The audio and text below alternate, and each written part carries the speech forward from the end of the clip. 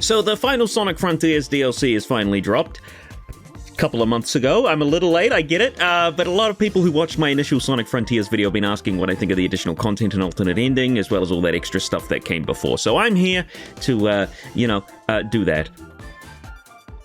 I did mention I'd played a wee bit of the first portion of DLC in that initial Sonic Frontiers video, mainly the extreme mode stuff, but I figured it'd be a good idea to take a few steps back and explore every single little inch of this DLC. I'm going to be running my hands all It was completely free, and there's some really good stuff in here, so I think it's worth the time and effort to go through it all. Starting off with, not a bang per se, but at least some sort of bonk, was DLC 1, the Sight, Sounds, and Speed update, which introduced the Jukebox, Photo Mode, and a couple of new modes, Cyberspace, Challenge Mode, and Battle Rush Mode. Starting off with the Jukebox, which I've previously already talked about, but might as well give my updated thoughts. I'm still in the mind that there's definitely not enough songs in the playlist. For example, there aren't even any songs from Sonic 1 or 2. I don't know how that happened. Like, Green Hill's shoved in every game as much as possible, but the one place I wouldn't actually be mad it's in doesn't, it doesn't appear. That's weird.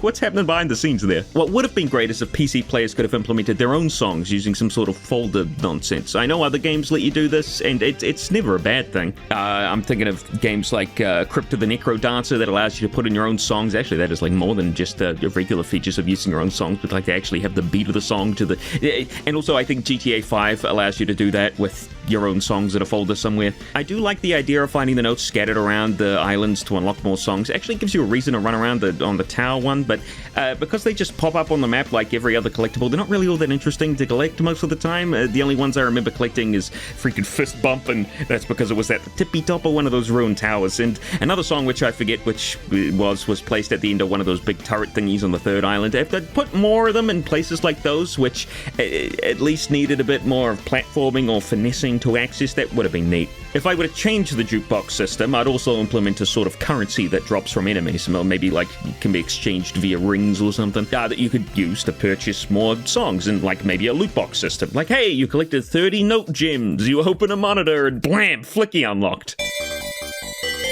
And that's a good song. Everybody loves that song. This would also help the way enemies become more of an annoyance rather than a treat to fight once you've maxed out Sonic's XP a little over halfway through the game.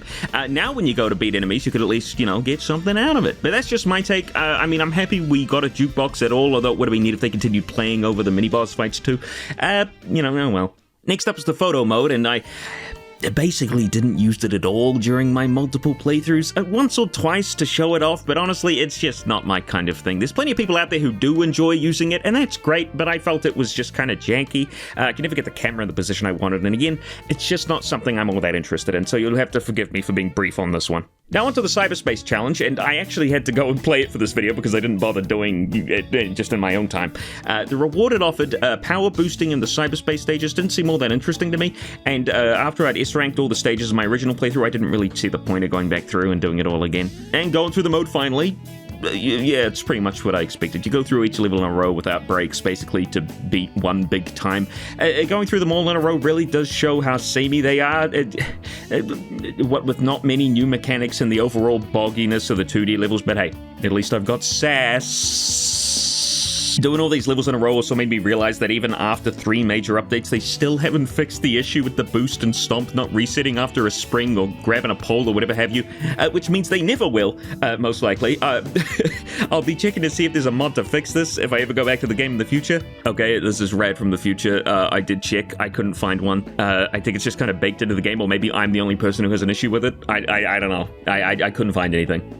Let me know if that's wrong in the comments. Quite frankly, it showed me every little nitpick I had with the game that still wasn't really fixed. Like, take this spring part, for instance. I want to bounce on the spring to launch it upwards like it's meant to, but unlike on the other springs, the camera refuses to look down, which means because of the way the homing attack works in this game, I can't get as high as I'd like because it refuses to target something the camera isn't pointing at, meaning I have to try and maneuver myself up, but because Sonic's as stiff as shit in the air, I fall down. Like, come on! Also, you can't even stomp on the spring to get it to go upwards. Like, that's something even Generations had. Like, wait, Generations didn't even have these things. I'm thinking of the mods. Either way, the stomp should work. I'm just saying. Also, this was kind of random, but they changed the drifting cyberspace stage, so now Sonic drifts automatically instead of you having to hit the green speed pads. Either that or they just made the speed pads invisible, which, I mean, you can't fix the problem of people jumping over the pads because the drift is kind of shit by forcing the players to drift. I know I said in my original video they could have made drifting the L2 button, but now that spin dash is on that thing, maybe like a toggle would have been neat. Anyway, so once you've got the S ranks for all 4 sets of stages, really?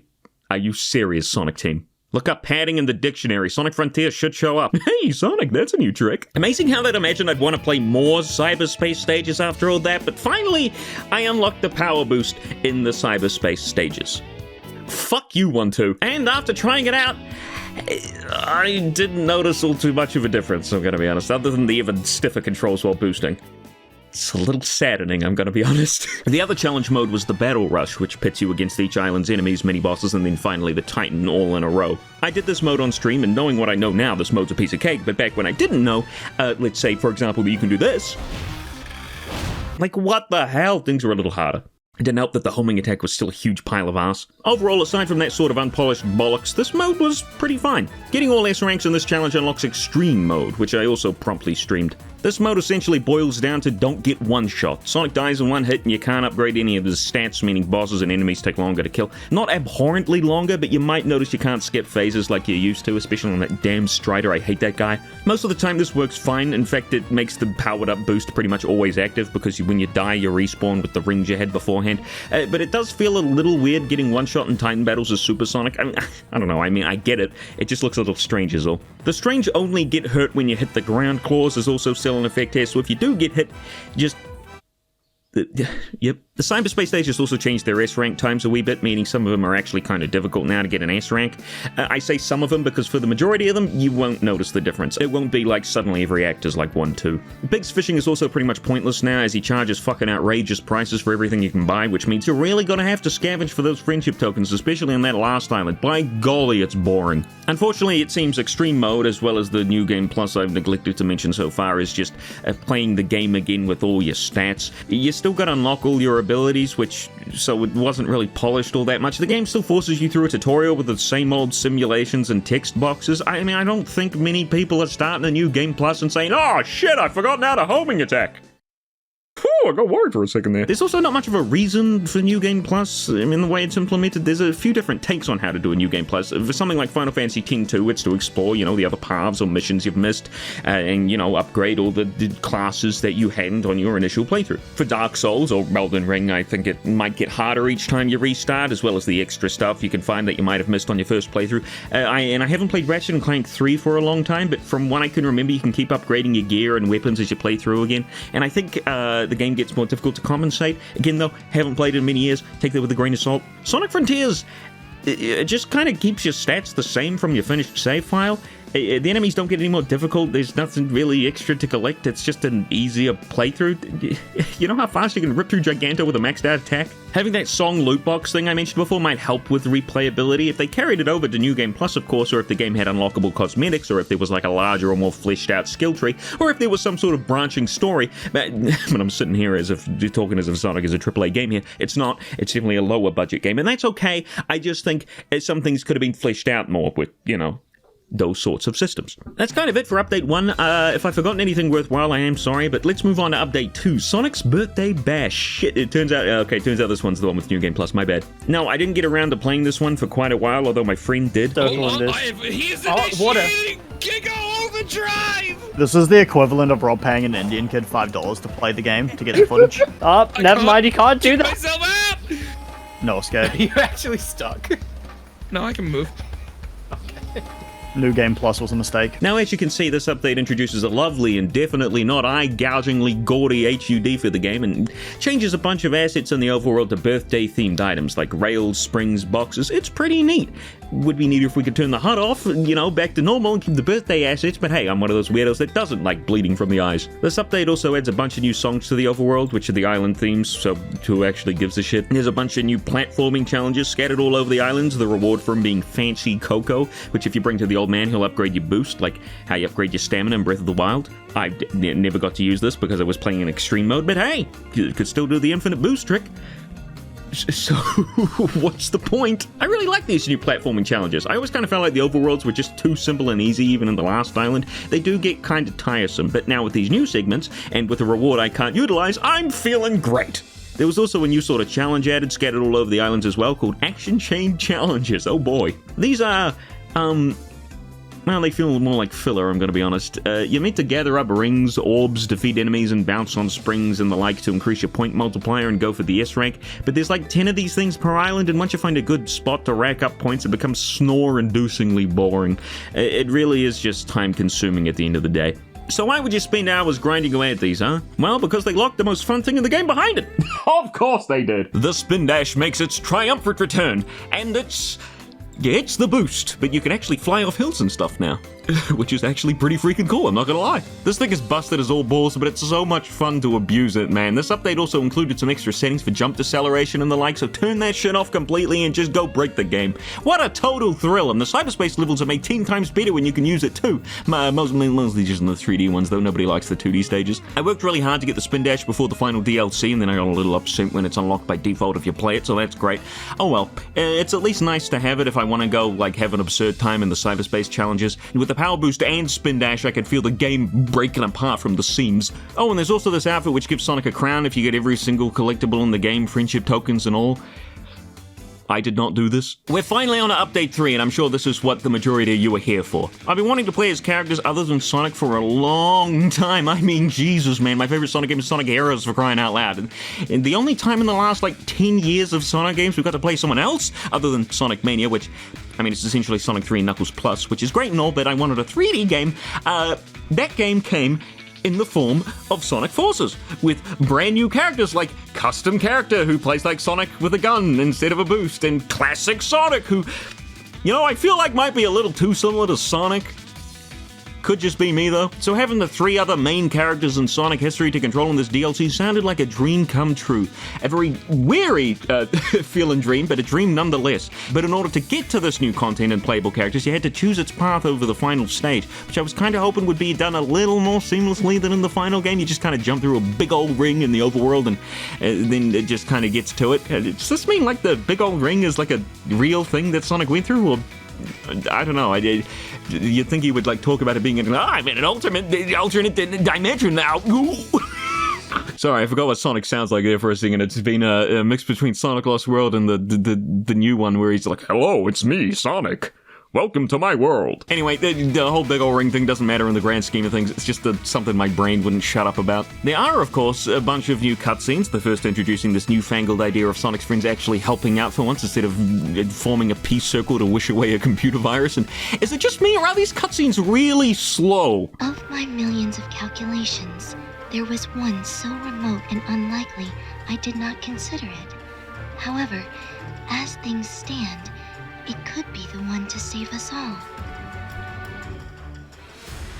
Well, I'm all about beating the odds. What's the plan? Hurry up! I feel like the voice actors were directed to speak really freaking slowly here, because nobody speaks like this naturally. It just doesn't happen. Anyway, so if you didn't already know, the gist of the DLC's story is Sage will bring Sonic's friends back so they can help find the Chaos Emeralds at the cost of Sonic's cyber corruption coming back, but whoopity-doo, there's a way he can learn to control it and turn it into a usable power. Why she didn't say this at this, I mean, I guess she was still with the Eggman, I don't, okay, that's kind of good point. Anyway, we'll get to all that because it's Amy time. Amy is incredibly fun, probably the most well-balanced and put-together character out of the trio. She's got her own special skills, which you have to acquire using her skill tree, although the way you get skill points is a little different. Instead of defeating enemies, there's special Cocos, which give you a bunch of them all at once when you make your way to them. Most of them are at the end of a new platforming challenges. Each character has their own special color-coded ones, which is neat, although some of the Cocos are just kind of hanging out in the overworld in the open. Not sure why exactly. Maybe they finished all the platforming segments and needed to slap a few more in. Unfortunately, Amy and the 3 other characters share the same issues with Sonic for the most part. You've got a stiff jump, weird input buffering, slow homing attack, delayed quick step, but hey, that's something most of us are used to at this point, I guess.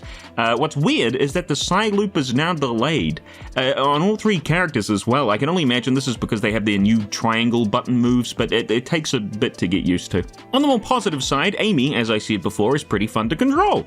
She's got her tarot cards, which I really do like. She can hover, triple jump, which sometimes acts a little weird. weird, like after a ramp you gotta mash it to get it to work sometimes. You can float upwards, and she's even got a one-wheeler to roll around in. This thing weirdly enough controls kind of similarly to the original Sonic Riders drift and all, which is fantastic. This thing is great, or at least it would be if the drift didn't share the same button as the stomp. The one-wheeler acts like the spin dash, and it doesn't stay on the ground if you go over a hill, meaning if you try to drift even 1 inch off the ground, you'll stomp, completely ruining your fun. Please, for the love of God, Sega, change the button to something else. It also only activates when you have maximum rings like Sonic's Power Boost, and unfortunately, just like the Power Boost, it's on the boost button. Not a great idea, I have to say. As I said before, a toggle at least would have fixed this. Maybe put it on one of the directional buttons or R3 or something. There's plenty of buttons, Sonic Team. Please use them. We all use the boost for platforming, I know we do, so this new one wheel makes it, quite frankly, a lot harder to traverse around. It doesn't help with the fact that I was playing the DLC on extreme mode. As I said before, you can't really lose rings in it, so you're permanently stuck in one wheel mode. At least you can also unlock the spin dash, which helps. Either way, I don't mind complaining to take away from the fact that it was really quite fun playing as Amy. These little grumblings I have are just that, they're grumblings. It would be great if they were polished off, but hey, I'm not going to lose any sleep over it. This is a freaking Sonic game. Knuckles is up next, and thankfully he retains all of his iconic moves. Gliding, wall climbing, punching, even the infinite jump from Sonic Boom is here! Oh, I'm like the last person on Earth to talk about this. Unfortunately, Knuckles is not quite as fun to control as Amy. He's still neat, don't get me wrong, it's cool that he's here, but he needs the most work out of all the characters. His glide is extremely stiff, nothing like the Adventure Glide, or even 06's for that matter. I didn't think they could make that thing worse. Although it does go a really far distance, which is great. I love that they didn't nerf the characters' powers here, rather they beefed them up, which makes tackling the platforming challenges more fun, because you can approach them however you like. He also has a cool little special move like Amy's one wheel, the infinite glide, where you don't lose any height and it goes real fast. Yeah, that's pretty cool. His climbing, unfortunately, suffers like the gliding, but it is also better in a way. One step forward, one step back, I guess. It's a little tough to explain, but essentially the camera determines your direction when you're climbing, meaning if it shifts while you're going around a corner. So every time, you end up hitting a wall and falling a fair amount, and then the glide doesn't respond for a while, kind of like Amy's triple jump. But on the other hand, look at the speed! I don't know why on earth they decided to give Knuckles all this climbing speed and then make it so a slight nudge onto a wall puts him into a free fall, but hey, we're talking about Sonic Team here, who knows what's going on there. His punching, unfortunately, does feel pretty stiff. Not quite as bad as 06's, but nowhere near Boom's fluidity. You basically never need to use this. It's basically just here to break boxes, which is fine. I found it really weird how he's got the homing attack, though. I can understand Amy having it with the Sonic Heroes version, but this is the first time Knuckles has ever done it. It threw me off a little, I'm gonna be honest. Unfortunately, Knuckles' little quirks is what I'm gonna call them, makes his segments the least enjoyable to play through. You'll be trying to do one of the harder wall climbing challenges and the janky controls will just ruin it for you. And then you've got to try and glide back onto the walls, but then the glide is super stiff and you're losing a lot of ground, and so it's easier to just do the infinite jump glitch. Like, at least that's an option here. It saved me quite a few headaches. Speaking of these platforming challenges, I might as well throw the map revealing ones in here too. I really like how they were done here. They were actually challenging. It's definitely a leap in difficulty going from the original Final Island to this one, but it's a leap I'm happy to take. Racing to a point in the map no longer gives you 40 times the seconds needed. Instead, you might find yourself failing a few of them and needing to unlock a couple of extra moves like the one wheel or the spin dash in order to complete them.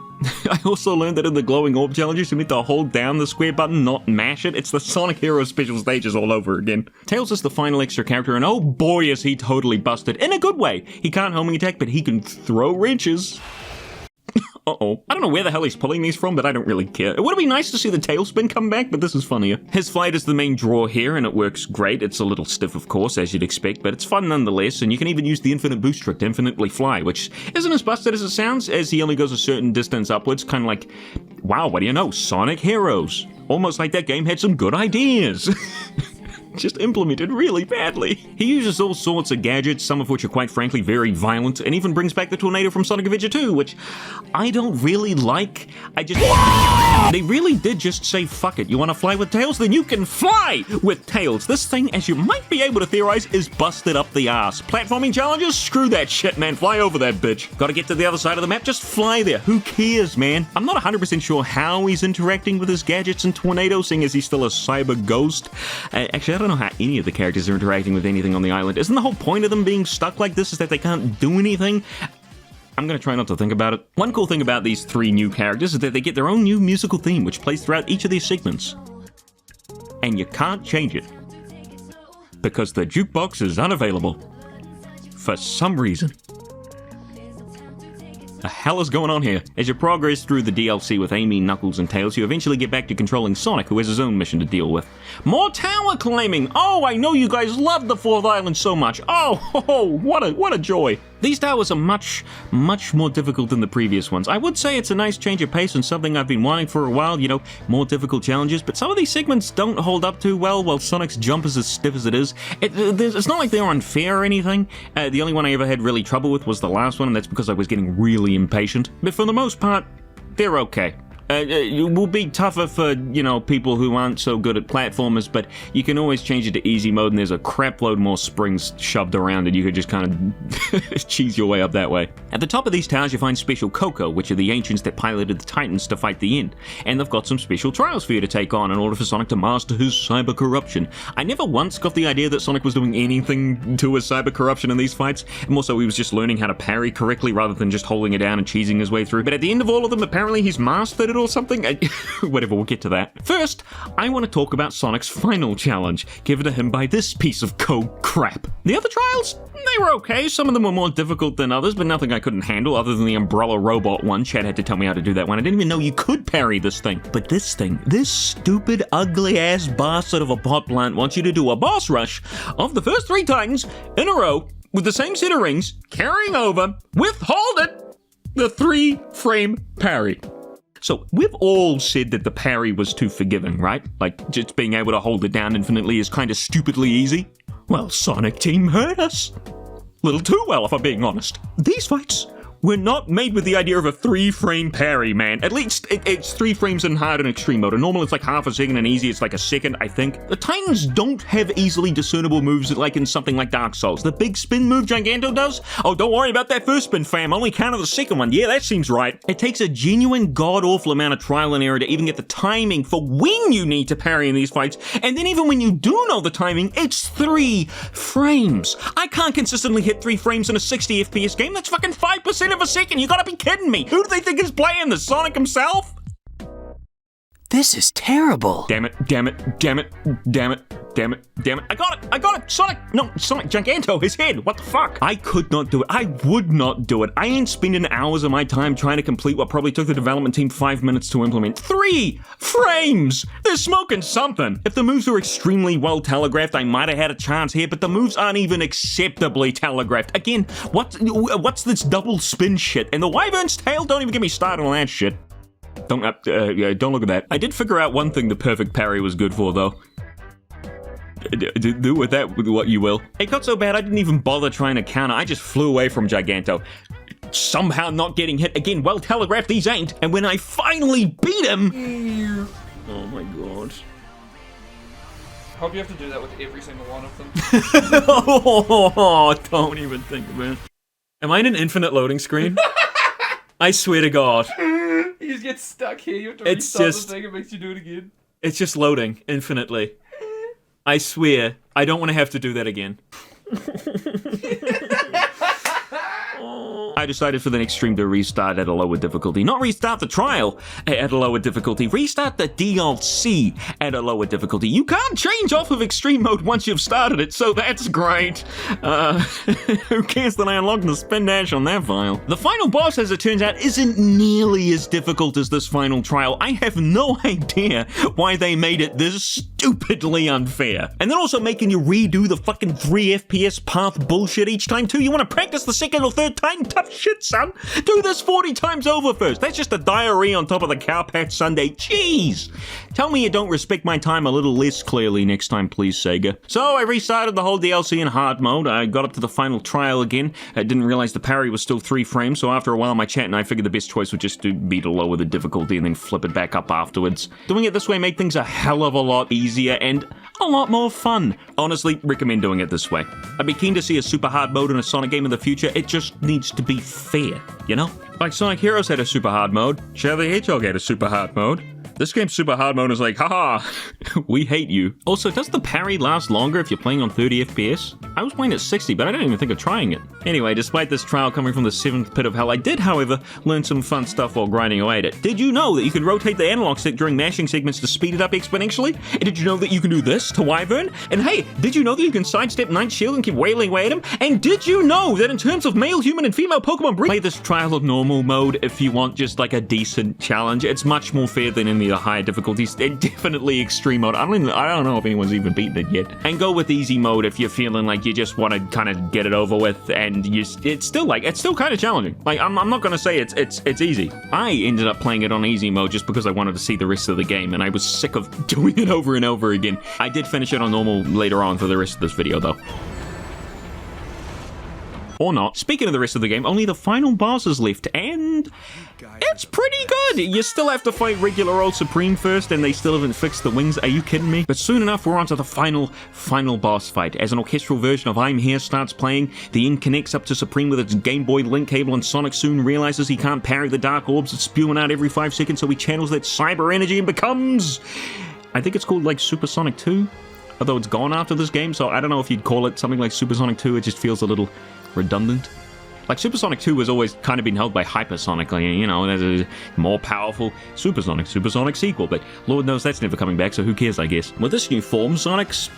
well, he's cool as shit. His animations show so much cocky sass, and he just radiates badassness, which sounds sort of silly talking about a cartoon hedgehog, but hey, he pulls it off. The casual slap away with the parry, the stance he takes after the counterattack move, it's so much cooler than just regular Supersonic. Not to mention the remix of I'm Here by Kellen Quinn helps. Damn, son, I didn't think I'm Here held up opposed to the other 3 Titan themes, so this shoots it right back up next to them. What an experience. Of course, the boss fight isn't without its issues.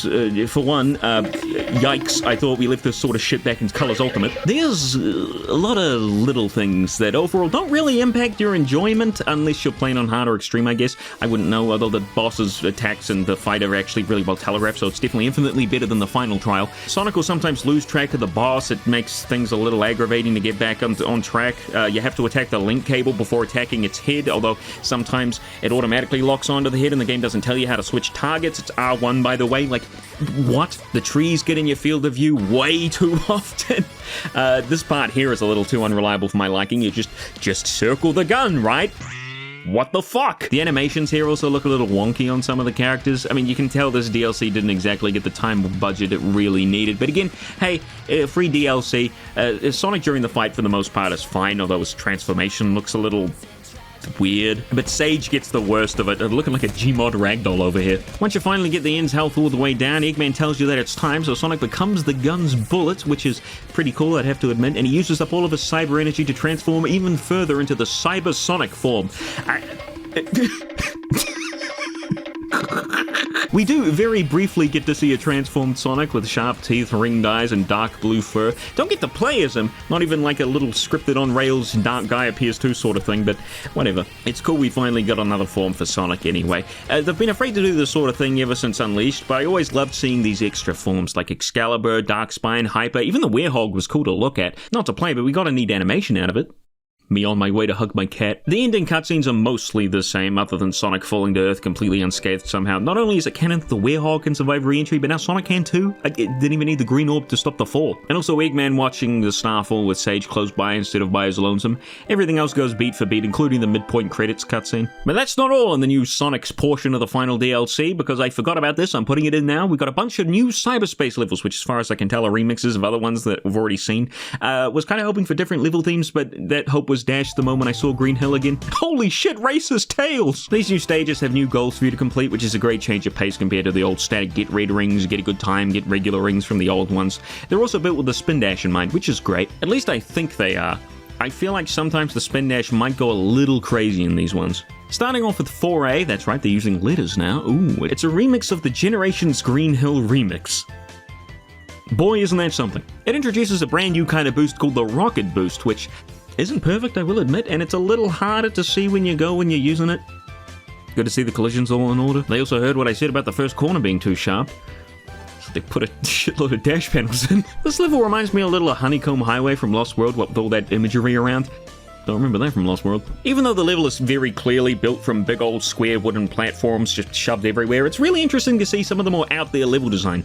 Wow! Yeah, clearly, like, the way the game's been adding on top of itself, the spin dash, the boost in the special stages, the more momentum when you're boosting in the air or jumping or whatever, it's made these levels, like, very clear that the game's engine is kind of struggling to keep up. It can make getting some of the optional stuff a little rage-inducing, but I don't know. I mean, I think the fun outweighs the jank in this case. The lack of checkpoints also doesn't help. I don't know how many times I had to watch this automated cutscene at the start. You can get some crazy speed in 4B, the race against the aforementioned racist Tails. This one's got some great music, apart from that one bit where it sounds like Bangarang. Could honestly see this being used on like an Ark level from SA2 or Shadow the Hedgehog.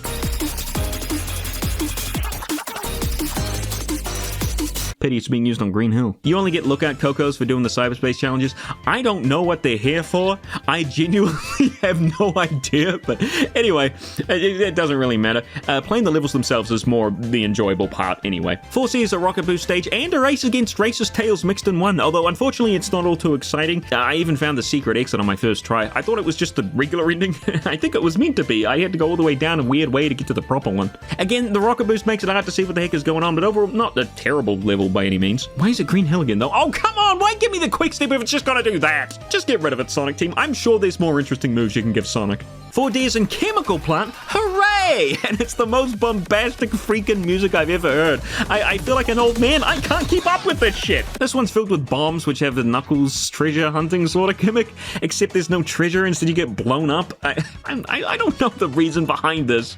It doesn't really do anything. I just feel like they had an idea for these bombs in the ground with like the treasure hunting segment, and then they just forgot to make a proper level around them. The secret exit was kind of fun to find. It was way high up, but if you're not looking out for certain springs, you'll definitely miss it.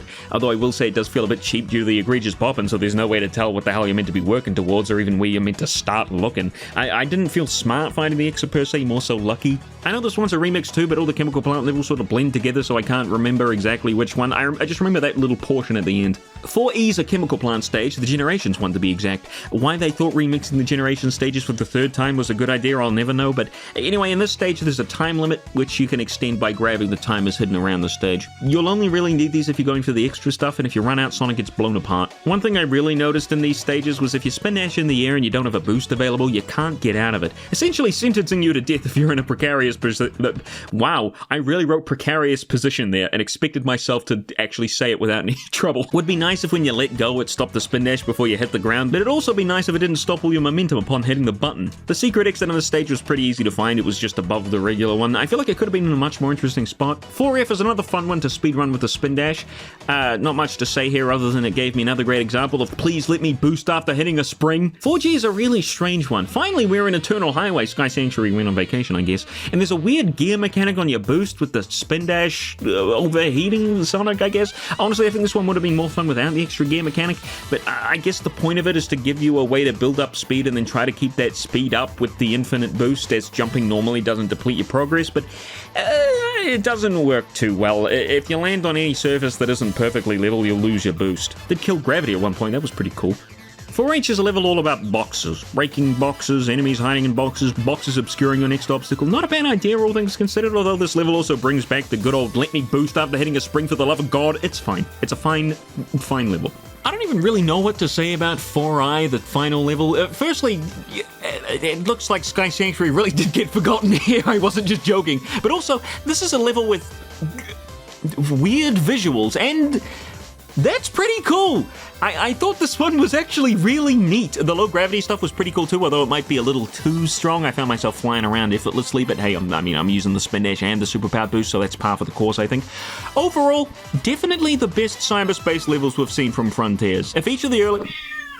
What's up? If each of the earlier cyberspace levels went this crazy with their level design and gimmicks, along with obviously more development time for some more interesting themes and platforms that actually look like part of the levels, I think they could have been a much more exciting experience to look forward to as you made your way through the game. And guess what? None of these stages in the DLC were 2.5D. What a miracle! I can only assume they are listening to feedback because I was pretty happy with these. All in all, I really like these 3 different DLC updates. I love playing as other characters, and I like the new ending where, you actually get a new Sonic form, so what that might mean for future Sonic games, time will only tell, I guess. And I could tell there was a lot of passion put into it, especially the third update, so that's why I'm not going super hard on it like I might on a newly released game.